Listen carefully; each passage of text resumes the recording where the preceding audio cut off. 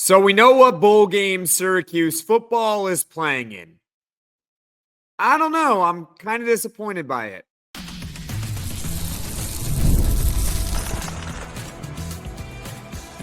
You are Locked On Syracuse, your daily podcast on the Syracuse Orange.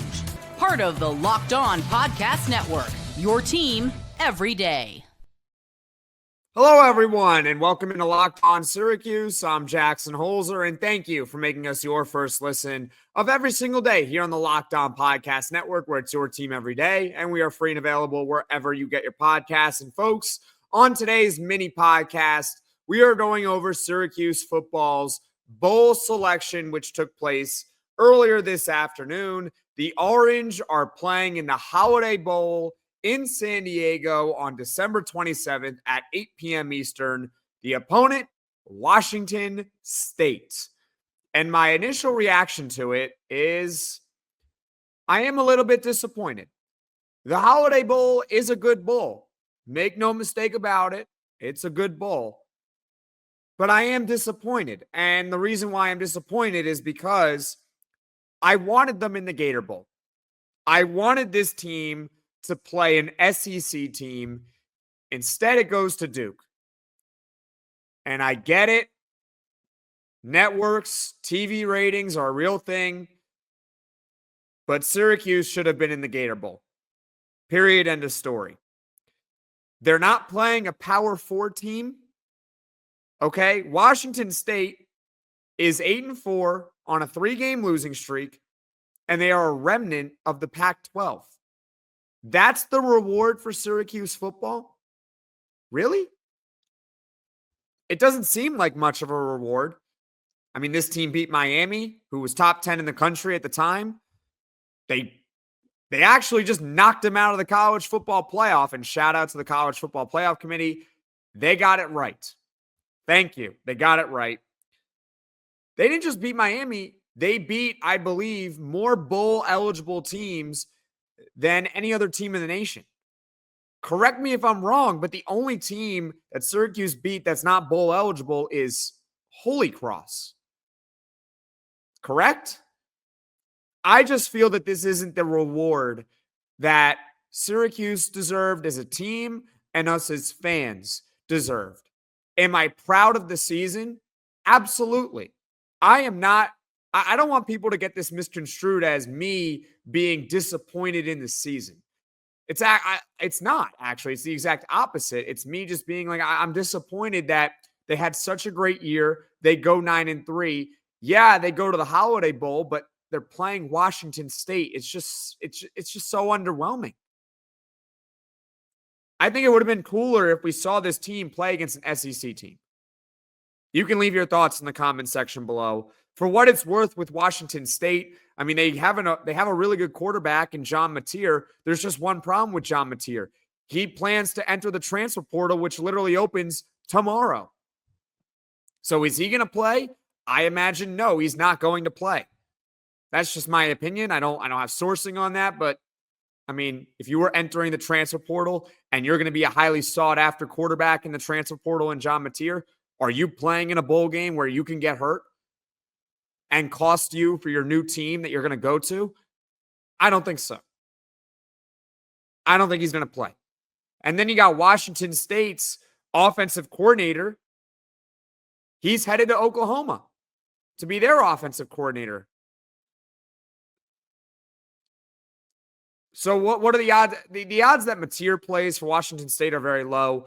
It's also 3 West Coast trips for Syracuse. For what it's worth, Duke made no West Coast trips. And I know I've poked fun before about going to the West Coast is not a big deal. It really isn't that big of a deal for the team because they get a chartered flight, they get hotels, they can deal with the time difference, etc., etc. It's not a big deal. But what about for us fans? I think if they were in the Gator Bowl, they would have had a lot more fan representation than on the West Coast.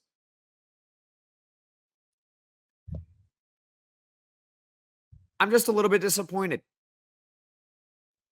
That's the best. 9-3. Beating Miami, most bowl-eligible teams in college football that we beat. I'm sorry if I sound negative. but this is meant to be a positive for Syracuse football. I'm trying to advocate for them that they deserved a little bit better than this. Leave your thoughts in the comment section below. I did find a silver lining to it, if there's that. That's coming up next here on this mini edition of the Locked On Syracuse podcast. Nothing delivers comfort and joy quite like the unrivaled quality and taste of Omaha Steaks. It's guaranteed perfection in every single bite, and right now you could save on unforgettable gifts with 50% off site-wide at omahasteaks.com, plus store an extra $30 off with promo code COLLEGE. With 5 generations of experience, they consistently deliver the world's best steak experience, and the gifting experts at Omaha Steaks have made it easy to deliver the perfect gift with thoughtfully curated gift packages featuring gourmet favorites, from legendary steaks to mouth-watering desserts and more. Save 50% off site-wide for a limited time at omahasteaks.com, plus our listeners get an extra $30 off with promo code COLLEGE. That's 50% off at omahasteaks.com and an extra $30 off with promo code COLLEGE. Minimum purchase may apply.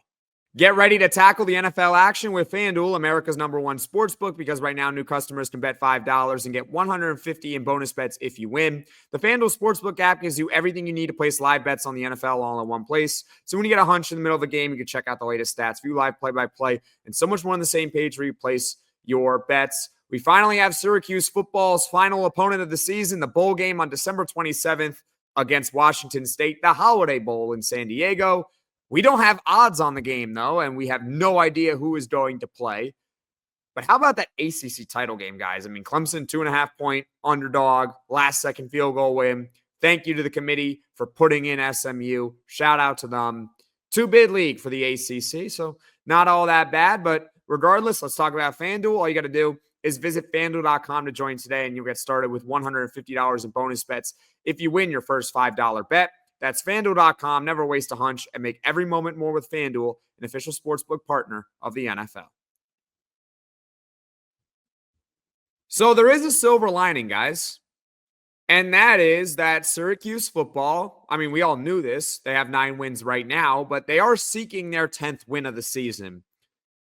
I imagine for Syracuse, because this is kind of an uninspiring matchup, that we're going to have a lot of opt-outs. I don't know for a fact, but it's much easier to wake up if you were playing in the Gator Bowl against an SEC team than going on the West Coast to play Washington State. Having said that, I also assume that Washington State is going to have a lot of opt-outs too. I already mentioned John Mateer.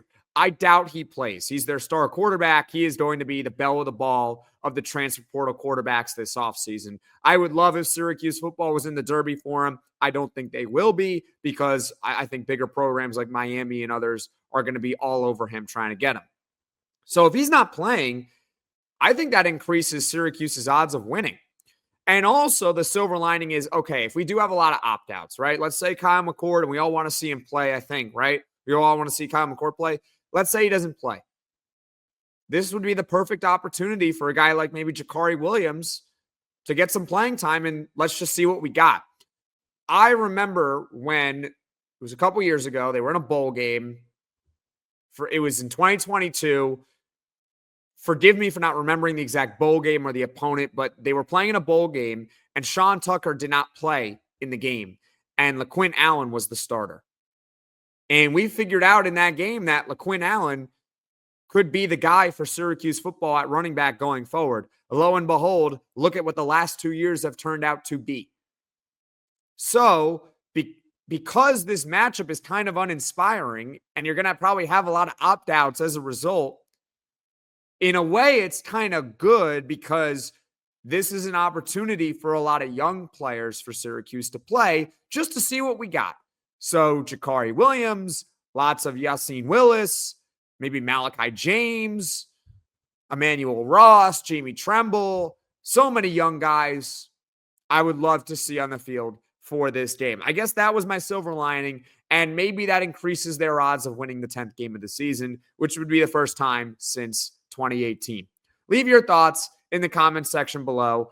I'm personally just a little bit disappointed in this outcome that they're going to be playing in the Holiday Bowl against Washington State. I was hoping for Gator Bowl against an SEC team, or at least against a Power 4 opponent. Would have been nice, but it is what it is. The silver lining, at least we'll probably see a lot of young players play in this game because it's not the most inspiring matchup in the world. As far as what is coming up on the podcast, earlier today, in case you missed it, we talked about Caden Salter of Liberty being linked to Syracuse and whether or not it would be a good fit or not for the Orange. So if you're done with this video, please go check out that podcast. I go in depth on Caden Salter and whether or not he's a good fit. We're going over another transfer portal quarterback tomorrow. Your hint? He's from Texas A&M. He's another guy who has been linked to Syracuse. We'll go over whether or not it would be a good fit for the Orange. That's what's coming up on the Locked On Syracuse podcast.